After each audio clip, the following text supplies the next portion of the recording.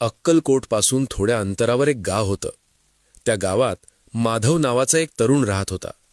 तो हुशार होता, मेहनती होता, पण आयुष्याने त्याला खूप लवकर थकवलं होतं. वडिलांचे छत्र हरपलेलं, आई आजारी, घराची जबाबदारी एकट्याच्या खांद्यावर. माधव दिवस रात्र कष्ट करत होता, पण नशिबाने त्याच्यावर पाठ फिरवली होती. तो नेहमी म्हणायचा, स्वामी, मी काय चुकतोय? पण उत्तर मिळत नव्हतं. एक दिवस अचानक माधवची नोकरी गेली. ज्या कंपनीवर त्याचा विश्वास होता तिथूनच त्याला बाहेर काढण्यात आलं. घरात औषधांसाठी पैसे नव्हते. आईची तब्येत खालावत चालली होती. त्या रात्री माधव पहिल्यांदाच स्वामी समर्थांवर रागावला. तो अक्कलकोटला गेला. चरणी बसून म्हणाला, स्वामी, मी तुमच्यावर विश्वास ठेवला, मग माझ्याच वाट्याला हे का?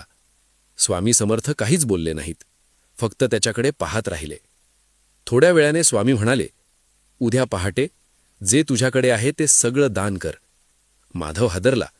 त्याच्याकडे उरलं होतं तरी काय? थोडे पैसे, आईचे औषध आणि थोडंसं अन्न.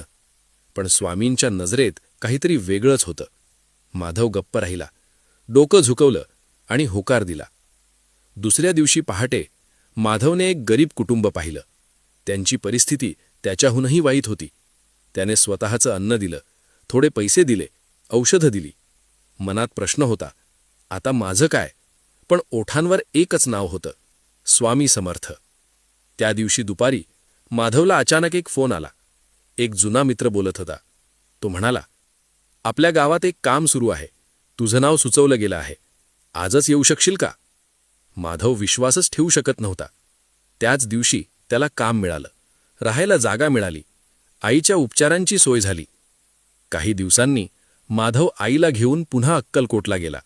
डोळ्यात अश्रू होते.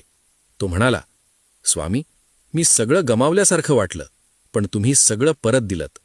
स्वामी समर्थ हसून म्हणाले, तू काही गमावलं नव्हतंस, तू फक्त विश्वासाची परीक्षा दिलीस. माधवला समजलं, आपण जेव्हा शेवटच्या टप्प्यावर पोहोचतो तेव्हाच ईश्वराची खरी योजना सुरू होते. कधीकधी देव आपल्याकडून काही गोष्टी काढून घेतो, कारण त्याला आपल्याला त्याहून मोठं काहीतरी द्यायचं असतं. आज जर तुमच्या आयुष्यात सगळं हरवल्यासारखं वाटत असेल तर घाबरू नका. स्वामी समर्थ म्हणतात, जे हरवलं तेच परत मिळेल, फक्त विश्वास सुटू देऊ नकोस. जय जय श्री स्वामी समर्थ.